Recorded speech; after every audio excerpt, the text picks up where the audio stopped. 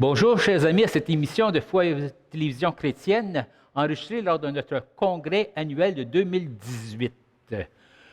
Le thème de notre congrès est « Seigneur, si tu le veux, tu peux ». Et ici, insérez ce qu'il y a dans votre cœur, ce que vous désirez demander au Seigneur. Notre conférencier, l'abbé Joseph Linveillard, nous présente la première partie de son enseignement. « Seigneur, si tu le veux, fais de moi un vrai témoin de la présence de Jésus parmi nous. » Accueillons chaleureusement l'abbé Joseph Linveillard. La paix de Dieu soit avec vous. La paix de Dieu soit avec vous. Je suis heureux d'être avec vous cet après-midi pour continuer notre cheminement, notre croissance dans ce congrès. Seigneur, si tu veux, Seigneur, si tu veux, Seigneur, si tu veux, nous allons prendre un moment de prière pour demander à l'Esprit Saint de nous aider dans cet enseignement que nous allons écouter. Père, parle, ton peuple écoute. Père, parle, ton peuple entend. Fais pénétrer ta parole, tes oracles dans nos cœurs et dans nos esprits. Amène nos âmes à se soumettre à ta parole. Amène nos corps à accepter la discipline de l'Esprit. Père Tout-Puissant, je demande de nouvelles naissances, des conversions authentiques dans ton peuple, dans ton Église. Je demande, Père, que tu te révèles à chaque homme, à chaque femme ici, que toi-même, attiré à ce lieu par l'Esprit Saint, donne-moi, Seigneur, les mots, donne-moi les phrases pour dire ce que tu as déposé dans mon esprit, dans notre esprit. Fraîche onction, viens sur ce peuple, sur nous. Fraîche onction, viens sur moi, au nom de Jésus-Christ. Amen. Amen. Je vous invite à prendre votre Bible. Si vous avez la parole de Dieu, nous allons lire la parole de Dieu cet après-midi. Et ouais, prenez votre Bible, c'est là, c'est notre âme. Prenez votre Bible. La parole de Dieu, on se figure de deux façons. La première façon que nous comprenons la parole de Dieu, c'est cette parole que Dieu a prononcée par les prophètes, l'oracle du Seigneur, les oracles du Seigneur qui ont été écrites. C'est la parole de Dieu. Mais la parole de Dieu, c'est Jésus-Christ, c'est la parole de Dieu incarnée. Vous comprenez? Quand nous disons la parole de Dieu, il faut voir deux aspects de cette parole. Le premier aspect, c'est la parole transcrite par les prophètes, écrite au nom dans l'histoire du peuple de Dieu, et c'est la parole de Dieu. Et Jésus-Christ, c'est la parole de Dieu incarnée. Amen? Amen. Et c'est cette parole qui nous rend capables de parler au nom de Jésus. Et c'est cette parole qui nous aide à témoigner au nom de Jésus. Amen. Amen. Et je vous invite à prendre votre Bible, parce qu'il n'y a pas d'autre âme, il n'y a pas d'autre outil plus important pour le chrétien. On disait que les chrétiens n'avaient pas le droit de lire la parole de Dieu. Depuis Vatican II, l'Église, c'est qui? L'Église, c'est qui?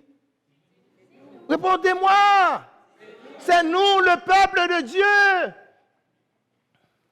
Avant, c'était le pape qui avait le Saint-Esprit. Après, c'était les évêques qui avaient un petit bout de l'Esprit Saint. Après, c'était les prêtres qui avaient une petite Esprit Saint. Après, le peuple de Dieu, je ne sais pas si le peuple de Dieu en avait. Maintenant, le Vatican II a ouvert l'Église. À qui? Au peuple. Vous êtes l'Église, le peuple. Soyez fiers. Le Saint-Esprit maintenant est sur son peuple. Sur nous. Sur nous. Et bien des fois, le Saint-Esprit est ailleurs de l'Église. Le Saint-Esprit est ailleurs de l'Église. Il travaille dans le cœur d'autres personnes. Des personnes qui ne sont pas chrétiennes, des personnes mais qui travaillent et qui font ce que nous devrions faire. En tant que disciples du Christ, En tant que disciples du Christ, notre travail, c'est quoi? Faire du bien. Jésus, quand les apôtres ont prêché, ont parlé de Jésus, qu'est-ce qu'ils ont dit? C'était l'homme qui faisait le bien partout où il passait. Alors souhaitons-nous le bien. Je vous souhaite le bien. Allez, dites-le. Je vous souhaite le bien de Jésus. D'être le bien de Jésus. D'être le bien de Jésus dans ce monde d'aujourd'hui. Devrions se sentir fiers. Les chrétiens devraient se sentir fiers aujourd'hui pour parler au nom de qui? Au nom de Jésus. Êtes-vous fiers? Oui. Je ne le sens pas. Oui. On devrait se sentir fiers, heureux de parler au nom de Jésus. Aucune philosophie, aucune théorie, aucun être humain, aucun système politique ne peut dépasser ce que Jésus, parole faite chair, nous a donné. Amen. Amen. Je vous invite à prendre votre Bible. Je vous l'ai dit ça. Votre Bible. Jean 1er, chapitre 1er, verset 1. Jean 1, verset 1er. Ah, vous connaissez cette phrase, hein? Allez-y, dites-le avec moi. Au commencement était la parole. Et la parole était Dieu. Au commencement était la parole. La parole était Dieu. Et cette parole est venue marcher avec nous. Cette parole est venue nous dire exactement quel est le visage, quel est ce Dieu que nous prions. Ce n'est pas un Dieu vengeur, ce n'est pas un Dieu qui nous guette, ce n'est pas un Dieu qui nous pique, ce n'est pas un Dieu fanfaron, c'est un Dieu qui vient marcher avec nous. Alors si nous sommes disciples du Christ, premièrement, nous devons avoir les mêmes sentiments de Jésus, marcher avec les autres. Nous ne pouvons pas marcher sans les autres. Nous ne pouvons pas réaliser le projet de Dieu sans les autres. Amen. Amen. Moi-même, je ne peux rien faire sans vous et vous sans les autres. Il y a une chaîne. C'est un maillon les uns envers les autres. Alors, en tant que disciples, nous sommes disciples de la parole de Dieu. Nous sommes disciples de la parole de Dieu. Écoutez-moi, il y a 2 dimanches, nous avons lu un très beau texte. Je vais voir si vous vous rappelez. 2 Corinthiens 4. Dimanche, il y a 2 semaines, on a lu un beau texte sur Corinthiens. 2 Corinthiens 4. Qu'est-ce que ce texte dit?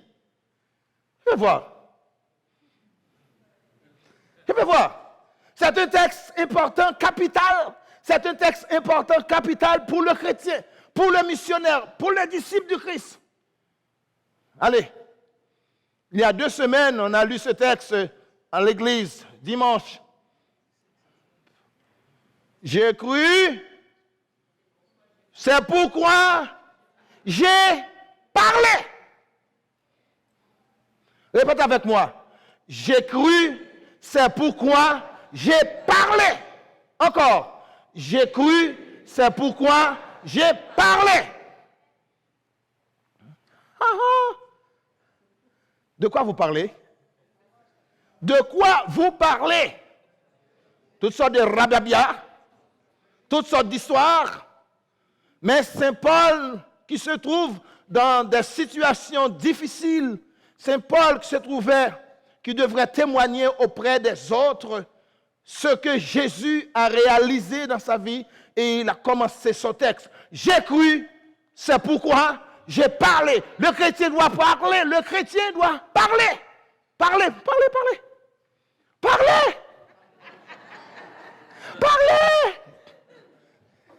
C'est-à-dire dire des bonnes choses. Et puis Saint Paul continue. C'est pourquoi nous croyons. C'est pourquoi nous parlons. C'est pas lui. C'est nous parlons. C'est-à-dire la communauté, les enfants de Dieu, les disciples, nous parlons. Parlons. Devant votre miroir, allez-y. Nous parlons devant le miroir. Joseph, qu'est-ce qui se passe? Hein? Commence à vieillir. Joseph, qu'est-ce qui se passe? Tu as fait un mauvais coup. Joseph, qu'est-ce qui se passe? Et le chrétien, hein, c'est toute la journée que nous devons parler avec quelqu'un. Et même si nous ne faisons rien, écoutez-moi. Seigneur, moi, c'est devenu mon habitude, là. Maintenant, je n'ai personne à qui parler.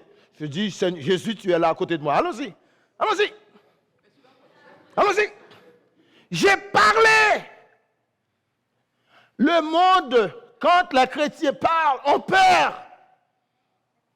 Quand les chrétiens parlent, ils ont peur. Parce que nous allons à l'encontre de leurs valeurs mondaines. Et c'est pourquoi le chrétien doit parler. Les philosophies, les politiques et ce que vous voyez sur Instagram, ce que vous voyez sur WhatsApp, il y a beaucoup de messages qu'on envoie à nos jeunes, qu'on nous envoie. C'est pour nous détourner de nos valeurs chrétiennes. Ces messages nous détournent de nos valeurs chrétiennes. Et c'est pourquoi le chrétien doit parler. Ne pas se mettre à genoux devant l'hypocrisie, devant la politique malhonnête. Le chrétien doit parler parce qu'il croit en qui? En Jésus-Christ. Au commencement était la parole était avec Dieu et la parole était Dieu. Et cette parole est venue dans notre monde, n'est-ce pas? Il est devenu fétiche. Cher. C'est-à-dire, plus cette parole prend notre nature, l'immatériel, écoutez-moi bien, l'immatériel devient matériel. La parole ne peut pas devenir chère. Cette parole qui est immatérielle est devenue matérielle. Et c'est pourquoi nous pouvons nommer, parler avec Jésus, avec Dieu. Jésus, c'est la parole incarnée. Et qui a l'autorité de cette parole? Qui a l'autorité de cette parole? Je vais voir si vous êtes intelligent. Qui a l'autorité de cette parole? Allez-y. Oh, regardez moi. Le Saint-Esprit. Le Saint-Esprit. C'est lui qui dicte la parole inspirée par les prophètes. C'est le Saint-Esprit qui dit que la parole inspirée par les apôtres. Et Jésus l'a dit. Qu'est-ce que Jésus a dit? Je vais voir, mes amis. Vous êtes à genoux devant la parole de Dieu? Avant de partir, qu'est-ce que Jésus a dit?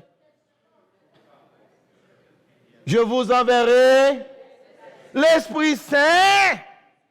Et qu'est-ce que fait l'Esprit Saint? Il va vous en. Répète-moi, il va vous en. Et quand vous manquez, quand vous oubliez quelque chose, qu'est-ce que l'Esprit Saint fait?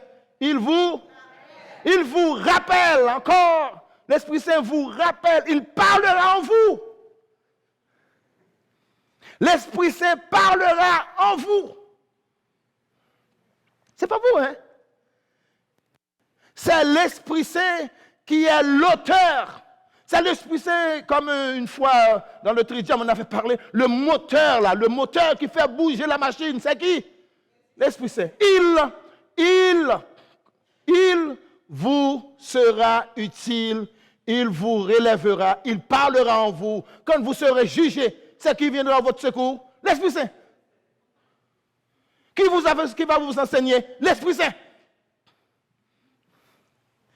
Dans Jude, la lettre de Saint Jude, chapitre 1er, verset 19, il a dit, prie par l'Esprit Saint. Prie par l'Esprit Saint. Et qui s'est prié par l'Esprit Saint ici? Vous demandez vos affaires, Seigneur, quand je veux avoir des problèmes, là, vous priez par vous-même. avant de prier, vous devez demander l'Esprit Saint. L'Esprit Saint vient habiter ma parole. L'Esprit Saint vient habiter mon cœur. L'Esprit Saint vient habiter ce que je vais dire. L'Esprit Saint, c'est sérieux dans notre affaire. Malheureusement, il y a beaucoup d'hommes d'église qui ne parlent pas suffisamment d'Esprit Saint. Je ne sais pas quel esprit qu'il parle. Et pourtant, durant la messe, qu'est-ce qu'on dit au moment de la consécration? Allez, je vais voir. Au moment de la consécration, qu'est-ce que le prêtre dit? Que l'Esprit Saint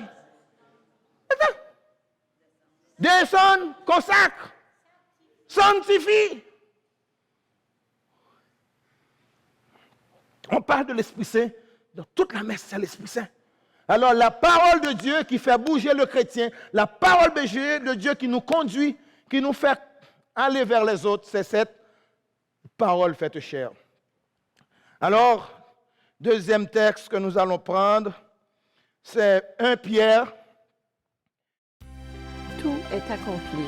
3 nouveaux DVD avec l'abbé François Kibwenge, dans lesquels il explique que les acquis de la croix sont à notre portée, que délivrance et libération sont maintenant disponibles. Que nous reste-t-il encore à faire? N'hésitez pas à vous procurer ces 3 nouveaux DVD avec l'abbé François Kibwenge. Détails à l'écran.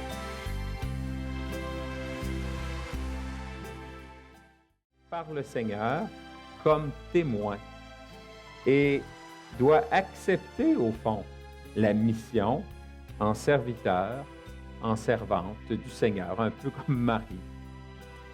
Dieu est celui qui, au fond de nous-mêmes, nous dit « Tu vaux plus que ce que tu crois être. Tu peux faire plus que ta faiblesse. Tu peux t'ouvrir aux autres plus que tu penses. » 1 Pierre 2, 1 Pierre chapitre 2, versets 1 à 3. Votre Bible. Votre Bible, c'est votre âme. C'est votre âme. Quand vous lisez la parole de Dieu, quand vous avez la Bible, écoutez-moi, frères et sœurs, écoutez, cette Bible devait être signée intérieurement, massacrée. Dans cette Bible, cette Bible devait être massacrée. Quand vous arrivez sur une phrase, regarde ma Bible, c'est plein de traits. Viens voir. C'est plein de traces, des crayons. Je vais massacrer cette parole. Parce que c'est une parole qui me parle. C'est une parole que j'aime. C'est une parole qui me rejoint dans ma vie. Il faut massacrer la Bible intérieurement. Parce que cette phrase, c'est telle phrase qui me conduit, qui me dit, hey, aujourd'hui, je vais continuer à espérer. Je vais continuer dans la lutte que je mène, dans le combat, dans ce cancer, dans cette déception, dans ce divorce, dans cette lutte avec les autres. Je lis la parole de Dieu et quand j'arrive sur une phrase, je souligne, je dis, Seigneur, Seigneur, c'est toi ici. Ma vie est ici. Catholique, que faites-vous avec votre Bible? Vous la mettez devant ta porte, comme un bibelot? Vous le mettez, hein, je vois dans mon pays, les gens ne lisent pas la Bible, ils la mettent devant la porte. C'est comme si la Bible va défendre contre le diable, contre le démon. Ça, c'est pure idolâtrie. La parole de Dieu, c'est cette parole que nous gardons comme force, comme énergie divine en nous. Quand nous avons la parole de Dieu, nous sommes forts. Quand nous avons la parole de Dieu, la tentation, nous la repoussons. Écoutez ce que Jésus a fait toute sa vie. Dans Luc, chapitre 4, prenez votre Bible. Dans Luc, chapitre 4, quand le démon a dit à Jésus, « Montre sur la montagne, mets-toi à genoux devant moi. Je te donnerai toute la richesse de la terre. » Comment Jésus a répondu Satan? Allez-y. Hein? Dis-moi. Il est écrit.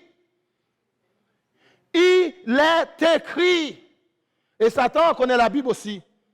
Satan connaît bien la Bible. Il dit, oh, d'après la Bible, si tu fais ceci, voilà ce qui arrivera. Et Jésus répond Satan par l'autre phrase. il est écrit, il est écrit, il est écrit, il est écrit. Et si quelqu'un veut combattre le mal dans sa vie, c'est à travers la parole de Dieu. Une Bible fermée ne combat pas le diable. Une Bible fermée ne rend pas une personne sainte. Une Bible fermée ne rend pas une personne forte. Une Bible ouverte, signée, cinglée. Là, cette parole entre dans votre vie. On est d'accord? Amen. Amen. Regardons un peu ce que je dis dans 1 Pierre, chapitre 2, versets 1 à 3. J'ai un gros problème maintenant parce que je ne peux pas vivre sans ma Bible. Je ne peux pas vivre sans ma Bible. Je vois des gens sans Bible. Alors je vais lire pour vous. Dans 1 Pierre 2, chapitre 1 à 3. Rejetons donc toute malice. Écoutez. Rejetons donc toute malice et toute ruse, la dissimulation, l'envie, la médisance. Désirez comme des enfants nouveau-nés le lait spirituel et pur. Répétez pour moi. Désirez. Désirez le lait spirituel et pur. Encore.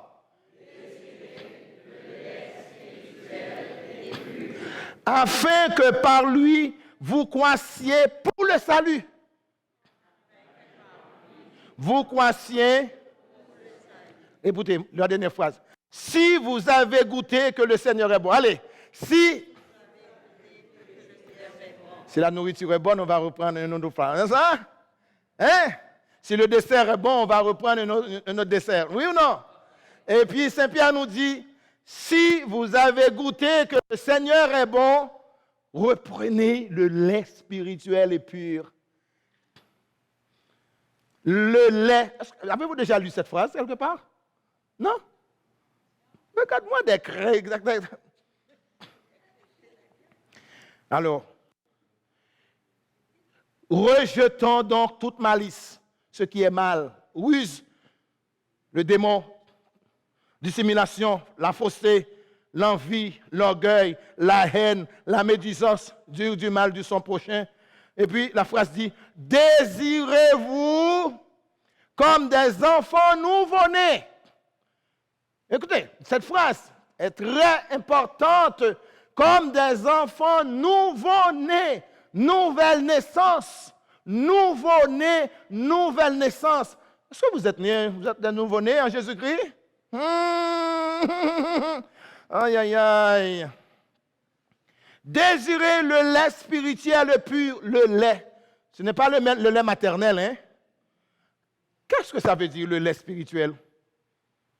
Quand Saint Pierre dit le lait spirituel, à quoi il se réfère? Allez, à la parole, le lait spirituel pour le chrétien, c'est la parole de Dieu.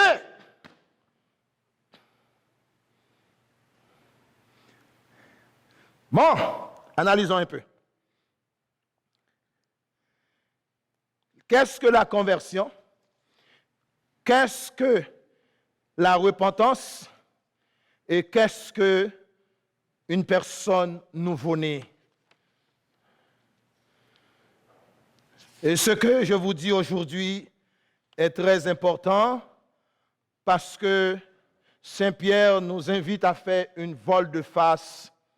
Saint Pierre nous invite à prendre une nouvelle direction. Les nouveau-nés. Écoutez, j'explique un peu. Le nouveau-né, c'est signe de repentance, de conversion et de changement nouveau dans la vie d'un chrétien, d'un nouveau-né, nouvelle créature en Jésus-Christ.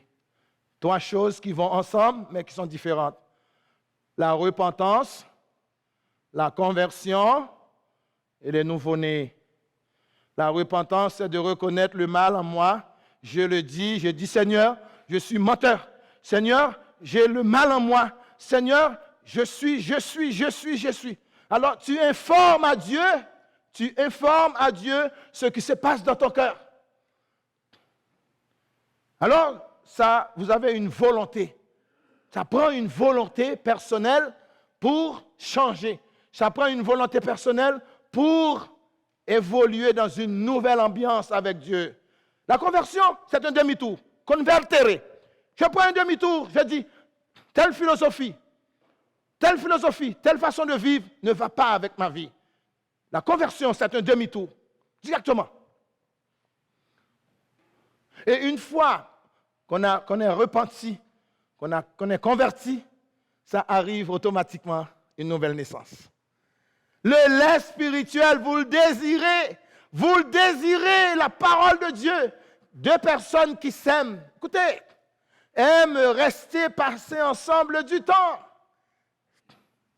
Deux personnes qui sont en amour aiment passer du temps.